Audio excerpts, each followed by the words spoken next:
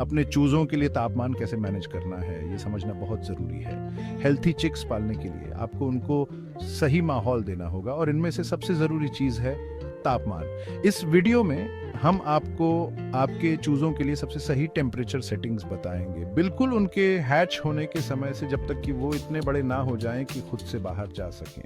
पहले हफ्ते में चूजों को गर्म जगह की जरूरत होती है, जैसे उन्हें अपनी मुर्गी माँ के नीचे मिलती है। तापमान 95 डिग्रीज फ़ारेनहाइट या 35 डिग्रीज सेल्सियस होना चाहिए। ये गर्माहट उनके जिंदा रहने के लिए बहुत जरूरी है और उन्हें अपने नए घर में घुलने मिलने में मदद करती है। जैसे जैसे चूजे बड़े होते हैं, धीरे धीरे टेम्परेचर कम करना जरूरी है। दूसरे हफ्ते में गर्मी 90 डिग्रीज फ़ारेनहाइट या 32 डिग्रीज सेल्सियस तक कम कर दें। हर हफ्ते टेम्परेचर थोड़ा थोड़ा कम करने से लगभग 5 डिग्रीज उन्हें बिना स्ट्रेस दिए स्ट्रॉन्गर बनने में मदद मिलती है। तीसरे हफ्ते तक टेम्परेचर 85 डिग्रीज फ़ारेनहाइट या 29 डिग्रीज सेल्सियस पर सेट करें। चूजों के पंख उगने लगेंगे जो उन्हें गर्म रखने में मदद करेंगे। टेम्परेचर कम होने पर ये पंख उनकी मदद करेंगे और वो बढ़ते रहेंगे। ये चौथा हफ्ता है तो आपको टेम्परेचर 80 डिग्रीज फ़ारेनहाइट या 27 डिग्रीज सेल्सियस तक कम करना होगा।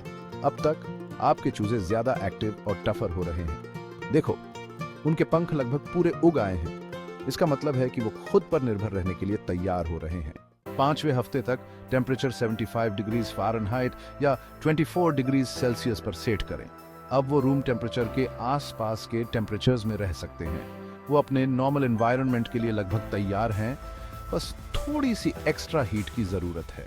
छठे हफ्ते से आपके चूजे लगभग 70 डिग्रीज फ़ारेनहाइट या 21 डिग्रीज सेल्सियस पर ठीक रहेंगे।